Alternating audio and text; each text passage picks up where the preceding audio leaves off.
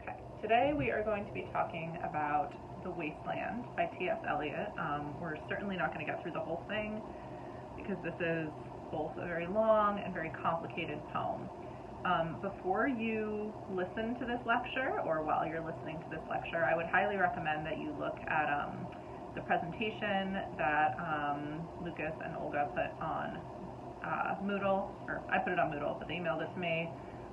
They made a really good PowerPoint, super informative. I'd love to see more presentations using the PowerPoint format now that we're all like scattered and we can't do oral presentations. So do be looking at that as well.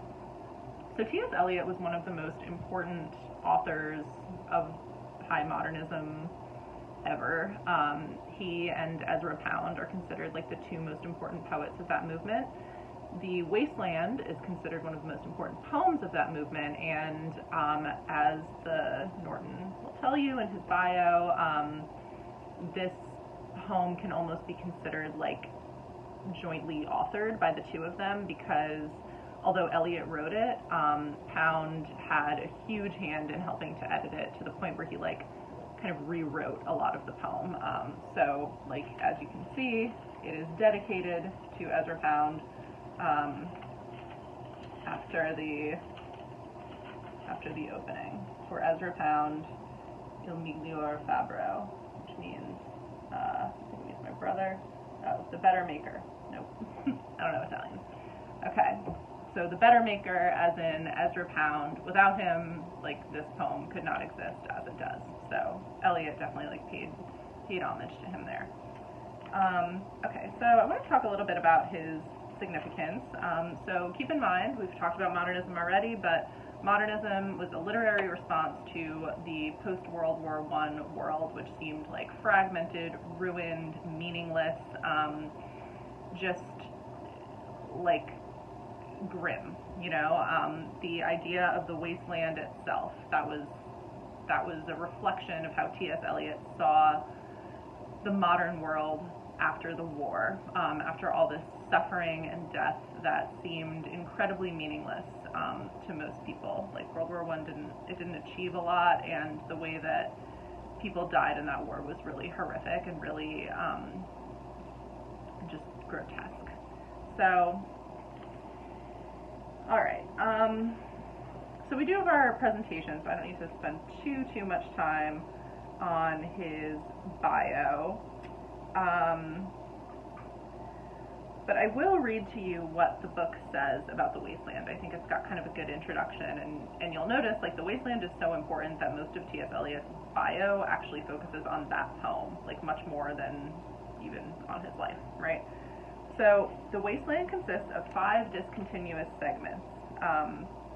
This is on page 828. Each composed of fragments incorporating multiple voices and characters, literary and historical allusions and quotations, vignettes of contemporary life. A vignette is like a little piece, a little glimpse into life, like just one picture or image. Surrealistic images, myths, and legends. These fragments I have shored against my ruins, the poet writes, asking whether he can form any coherent structure from the splinters of civilization. So the difficulty inherent in reading this poem is intentional on the part of the author, because Eliot felt that the modern world itself was broken, was fragmented. There was no unity anymore. There was no like unified meaning that people could look to. And so the poem itself is meant to reflect that. It's supposed to be a bunch of fragments of like tradition, fragments of modern society, just different pieces of the world that he kind of like puts all together in what feels almost like a collage in this poem. So it's meant to reflect the fact that he saw the world itself as very fragmented and broken. Let's see.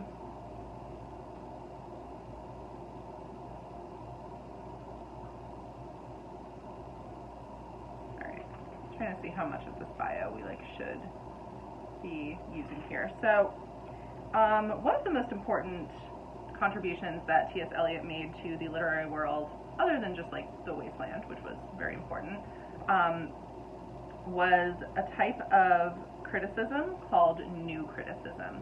And new criticism is essentially a kind of, or it's a way of looking at poetry that says that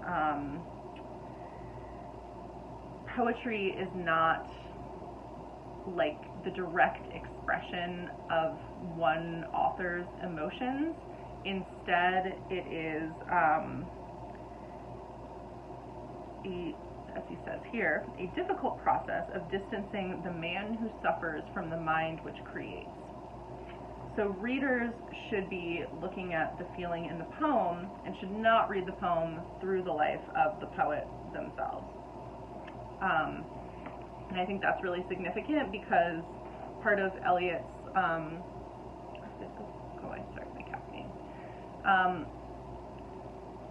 because part of Eliot's like own life as a writer was defined by like a lot of anxiety, a lot of personal, I guess, difficulty in his life, and I think like Eliot himself did not want his work to be read through a personal lens. So, I mean, that's kind of my interpretation of it, but he very effectively did that by inventing a whole new kind of criticism where readers were not using the biographies of authors to look at their work. So new criticism essentially says that everything you need to know about a poem is like right there on the page, or within the illusions that you can look up yourself. You don't need to know like the life of the author to understand a poem. And this has been really like important in the academy, like in how poetry has just been taught like ever since like the early 1900s. And it's what allows us to feel like we can just read a poem and understand it by like looking at what's there on the page and not necessarily spending too much time on the life of the author. Although I personally believe that the life of the author is actually a pretty important part of what we read into a poem. So for example, a thing that you should know about Eliot's life is that although he was one of the most important modernists of the movement, and really, I mean, I don't think we would have poetry as we have it today without the influence of Eliot and the influence of The Wasteland in particular. He was also a fascist, which, you know, does come out in his work, and you can even see this in The Wasteland. Like there are, I believe there's a line where he says, he's talking about like the drowned Phoenician sailor and says Gentile or Jew to his audience, implying that he sees Jewish and non-Jewish as like the two fundamental categories of human existence, and also implying like a value judgment between the two. So he was pretty anti-Semitic, and a lot of that, people say, comes from his association with Ezra Pound, who was just like a frickin' Nazi. So you'll see a lot of that anti-Semitism like in Eliot's later work as he has like gotten closer to Pound, which, you know, is unfortunate. So because Eliot was like Christian and he looked to traditional Christian mythology for a lot of like meaning in a world that he felt had been completely broken and fragmented and ruined by war and like plague and etc., because that was like a couple years after the Spanish flu too. He was one of many modernists who felt like alienated by the idea of communism, because communism was against all organized religion. So because he was religious, he turned to fascism instead, which was kind of the other like great political like movement at the time, like fascism, communism. And because of that, modernism has often been linked with these like reactionary like political movements, because both Pound and Eliot were fascists, although many individual modernists who were not Pound and Eliot had like all different kinds of political views and associations and worldviews.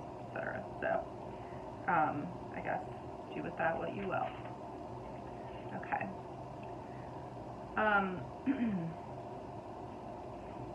So I think we can move into the poem now. So this poem is a lot. It is hard to read. I kind of forgot how hard it was to read, sorry. But, you know, I think it's very worth reading. It is, like, as the book says, like one of the founding texts of modernism, and really, like, because of that, one of the founding texts of poetry as it is today and as it has been since this poem was published. So it's difficult, but it's important. And I think that you can get a lot out of this poem without necessarily understanding, like, every single thing in the poem. So we have, like, all these footnotes. The book tells you that these footnotes are a combination of, like, Norton's footnotes, which are just there to help you understand it, and Eliot's footnotes, which he put in a later edition of the poem, possibly as, like, a joke. I don't know. I don't get why that would be, like, funny, but okay. I guess it's to, like, mock readers who are too stupid not to understand all this stuff, but, like, I don't know who understands all this stuff. Maybe, I don't know, maybe at the time people would have. I guess he went to Harvard for every one of his degrees, so good for him. So I do also have, like, the notes on the Wasteland that are Eliot's original notes without the Norton, so I'm going to be referring to those sometimes as well. So this poem is heavily influenced by two really important, like, cultural texts that are about the Holy Grail, which is an Arthurian legend, like an English legend of a grail that if you found it would, like, bring joy, happiness, like luck, etc. It was like a holy cup. So here's how he begins his notes on the Wasteland. Not only the title, but the plan and a good deal of the incidental symbolism of the poem were suggested by Miss Jessie L. Weston's book on the Grail legend, From Ritual to Romance. Indeed, so deeply am I indebted, Miss Weston's book will elucidate the difficulties of the poem much better than my notes can do, and I recommend it, apart from the great interest of the book itself, to any who think such elucidation of the poem worth the trouble. To another work of anthropology I am indebted in general, one which has influenced our generation profoundly. I mean the Golden Bough. I have used especially the two volumes Adonis, Attis, Osiris. Anyone who is acquainted with these works will immediately recognize in the poem certain references to vegetation ceremonies. So this is a poem that is, like, derived and in deep conversation with other works, and it's not just these two works. There's also, like, all kinds of other allusions in it. You'll notice a ton of allusions to The Tempest by Shakespeare, the Bible, etc. So, you know, one could read all these books in order to, like, understand the Wasteland even better. I haven't, but I still think you can get a lot out of it. But I think it's important to know that it, like, comes from these myths, and it's too hot. It is another good example of the idea of, like, the modernist slogan that Ezra Pound said, to make it new, right? Like, he's taking these old texts that have been culturally definitive, and in particular these anthropological texts that are talking about really old myths, the myth of the Holy Grail and the myth of the Fisher King, and he's making them new by writing about them in a new way. All right. So we have our Greek and Latin epigraph here. An epigraph is just like when somebody puts, like, a little thing at the beginning of a poem that comes from another text. I'm not gonna read the Latin. I'm terrible at reading Latin, but it means, for once I saw myself with my own eyes, the Sibyl at Cumae, hanging in a cage, and when the boys said to her, "Sibyl, what do you want?" she replied, "I want to die." So the Sibyl is a prophetess. She can see the future, and she's immortal, but she's also doomed to perpetual old age. And this is a really good glimpse into what Eliot is going to tell us about the modern world, because the Sibyl who can see the future sees the future, and all she wants after she sees it is to die, despite being immortal. She's seen a lot, and the future that she sees in the modern world of the 1920s, 30s, etc., is so awful that she doesn't want to live through it. So this really tells us, Eliot's feelings about modernity. So section 1 is called The Burial of the Dead, which is the title of the Anglican burial service. Your footnote will tell you. And right away, we have this really dark imagery about spring. April is the cruelest month, breeding lilacs out of the dead land, mixing memory and desire, stirring dull roots with spring rain. So normally we think of spring as a time of real regeneration and joy and rebirth and just good stuff, right? So he reverses that. He inverts that symbolism and shows spring as the worst possible time of the year. And this could be because spring, because it asks us to engage in this work of regeneration, it also forces us into consciousness of what's going on around us, whereas winter was a time of numbness, and a time when you didn't have to think about what was going on. Can you guys stop? Mitten, come here, stop it. Leave me alone. Okay, sorry, my cats are about to have a fight, which I don't want them to do while I'm lecturing here. Okay. Winter kept us warm, covering earth in forgetful snow, feeding a little life with dried tubers. So winter was a time when you could be numb, you could be at peace. So one of the biggest themes of this work is just the theme of memory. When you remember how the world used to be, it forces you to think about how the world is now. And for Eliot, this is not necessarily a good thing. This is a painful process. So memory creates a conflict between the past and present, and it reminds us how bad things have become. And so this section, The Burial of the Dead, has 4 different speakers, all of them desperate to speak, and all of them somehow impeded from speaking by the conditions of the modern world. So our first speaker is the Countess Marie Lariche, who's Larisk, I don't know. And this comes from her memoir, My Past. And what's going on here is that her childhood memories are being tainted by her knowledge of what comes after. So, and when we were children, staying at the Archduke's, my cousin's, he took me out on a sled, and I was frightened. He said, Marie, Marie, hold on tight, and down we went. So the Archduke is a reference to the Archduke Franz Ferdinand, whose assassination is what started World War I. Marie Lariche was his cousin, and so her childhood memories of the Archduke are now tainted by the present knowledge that he would eventually be murdered, and that his murder would start this war of just senseless killing that involved all of Europe. And so the line, and down we went, it refers both to going downhill on a sled, but also going, the way that the war forced the world to go downward, to descend. And that descent is to a kind of hell, and you'll see a lot of imagery of hell in this poem. So then, we have this break, and we have a new speaker, and every time there's that space between stanzas in this poem, you can usually assume that the speaker and or the setting is about to change. So he gives you that kind of marker, at least. Okay, what are the roots that clutch? What branches grow out of this stony rubbish? Son of man, you cannot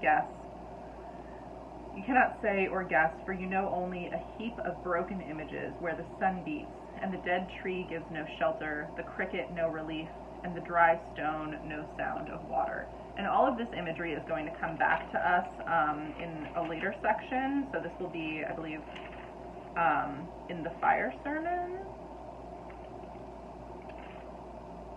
No, in What the Thunder Said. So this is kind of foreshadowing a lot of like imagery that you're going to see again in section 5, which we're not going to get to in this lecture. So this setting, very obviously, dry, hellish, hot, like without water, right? No sound of water, just dry stone. The only refuge is the shadow under this red rock. Come in under the shadow of this red rock. And this comes from the Bible, so the red rock itself could be seen as a reference to Christianity, as a place of refuge. And Eliot did become really religious in his later life, and if you see, if you want to read more into that, like the 4 quartets are very concerned with like Christian imagery and theology. So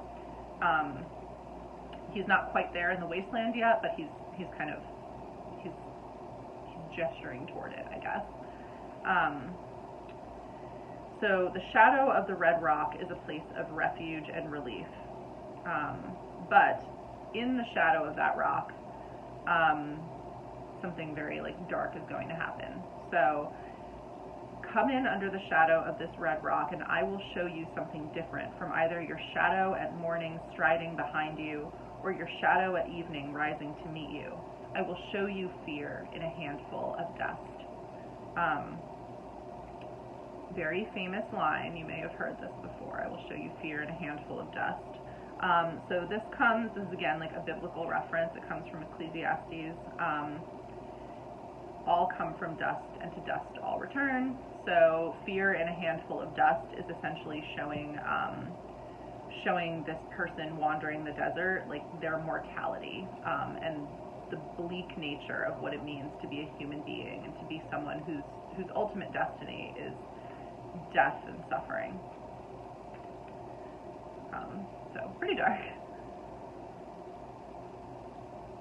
Then we have this shift. So we have a shift in setting, we have a shift in voice, and we have a shift in the characters. And again, you'll notice that like he's not giving you much to know when that is going to change. Like he's not saying, like you just kind of have to figure out who's speaking. So this would be called, you call this like multivocal. It just has a lot of different voices in the poem. And again, that contributes to this idea of like the fragmented nature of reality, the difficulty of finding any kind of meaning or clear unity in the modern world. So the difficulty of understanding who's speaking is reflecting the difficulty of existing in the state of suffering that modernity creates for humans. Okay. You gave me hyacinths first a year ago. They called me the hyacinth girl. Yet when we came back, late, from the hyacinth garden, your arms full and your hair wet, I could not speak, and my eyes failed.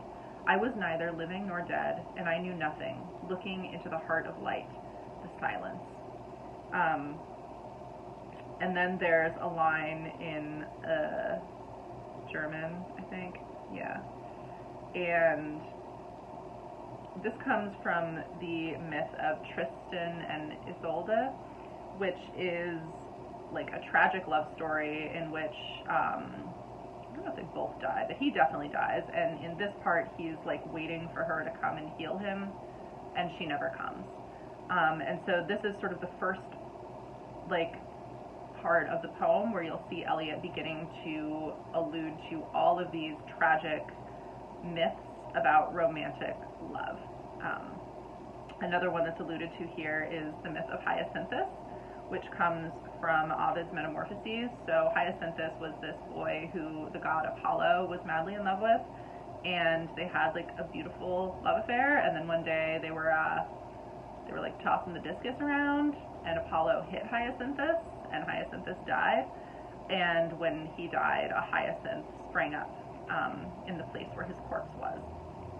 So the hyacinths are an image of springtime, like as beautiful, as regenerative, as new, but Eliot is also making reference to sort of like the tragic nature of both of these myths, and kind of showing how maybe romantic love and sexual love are not actually regenerative forces at all. Okay, so then we have Madame Sosotris, famous clairvoyant, and we have Eliot sort of going through these tarot cards, and he is making cards up, but also using some real cards, so kind of interesting. And his note says that he is not familiar with the exact constitution of the tarot deck, but that the hanged man fits his purpose because of his association with some the hanged god of Fraser, I don't know who that is, and the hooded figure in the passage of the disciples to Emmaus in part 5. The Phoenician sailor and the merchant appear later, also the crowds of people, and death by water is executed in part 4. The man with 3 staves, I associate quite arbitrarily with the Fisher King himself.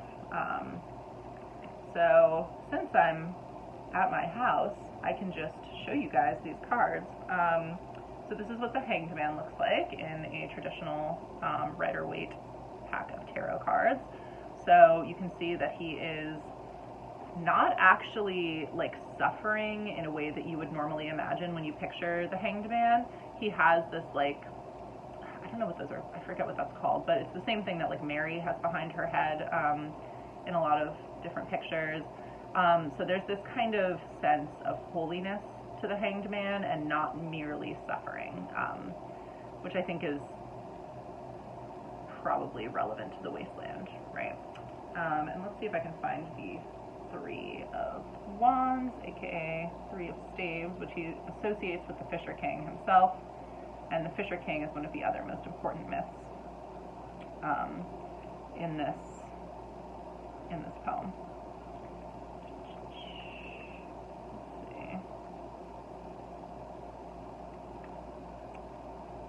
It's really at the bottom there. Okay.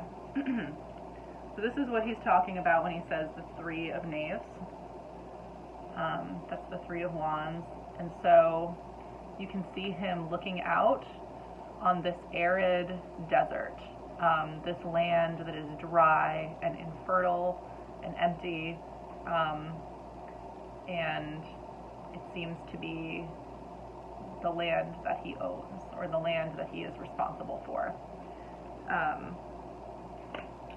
So keep that in mind, because we're going to talk a little more about the Fisher King in a minute. Okay. So his depictions of women in this poem are generally that women are stupid and irrational and frivolous. So Madame Sosotris is no exception to that.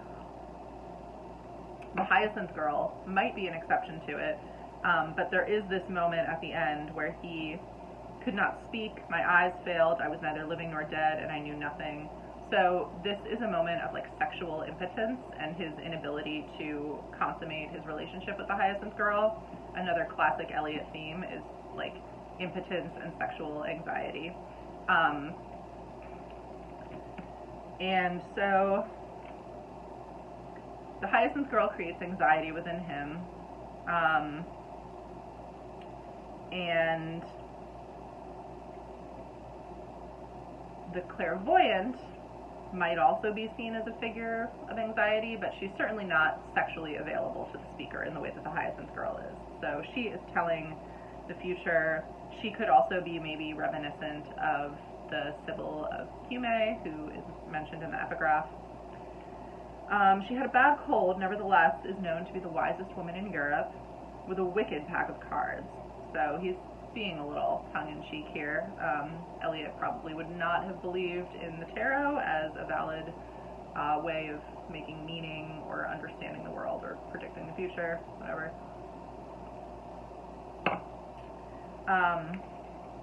So he makes up all of these cards. And the first is the drowned Phoenician sailor, who comes back later in the poem, in Death by Water. That's where you'll see the Phoenician sailor. Those are pearls that were his eyes. So that comes from The Tempest, and it's a line that shows us, you don't necessarily need to know what was going on in The Tempest at this moment, but it is a line that shows us death as a transformative force. So death makes the dead body beautiful in this situation. Obviously it doesn't normally, but this is kind of, there's magic going on here. There's magic at work. She's reading tarot. Here's the one-eyed merchant, and this card, which is blank, is something he carries on his back, which I am forbidden to see. So our notes tell us these are figures from the tarot deck.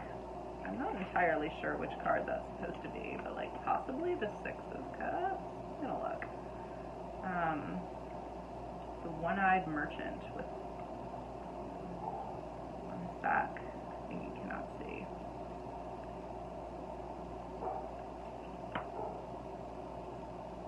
Maybe.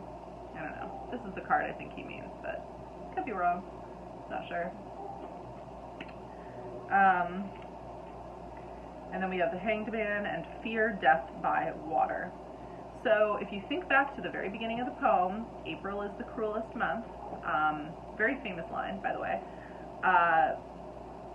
Eliot is definitely engaged in this like inversion of traditional symbolism. And part of the work of modernist authors was to get away from like romantic poetry, which was like Keats and Wordsworth and all these poets who were writing about like nature and like, you know, I wish I was like a shepherd, like living a pastoral life on like a perfect farm, and like look at these flowers and like look at the sun and daffodils and whatever. Wordsworth famously said that poetry is emotion recollected in tranquility. Eliot does not think poetry is emotion recollected in tranquility. He thinks it's the separation between your emotion and your work.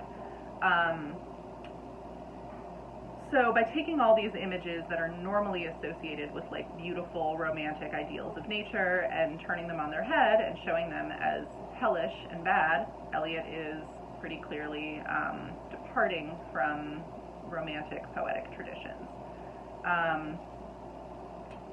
So water is normally life-giving, even in the earlier part of the Burial of the Dead, right? Like he's longing for the sound of water, but here water is a force for death. So there's no, like, you know, there's this depiction of like great thirst and like heat and dryness and like hell, but instead of water coming to save him, water is something to fear.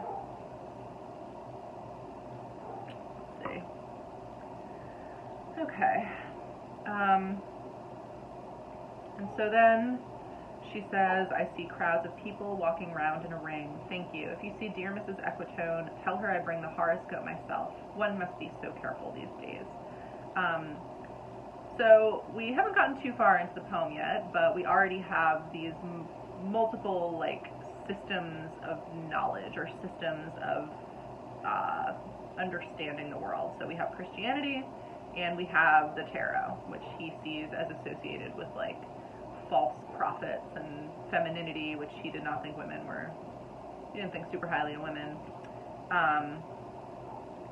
So we're going to keep seeing Eliot engaging in different traditions of myth and religion and like systems of meaning, I guess. And that kind of adds to the collage-like effect of the poem. Alrighty, Unreal City. I'm on 836.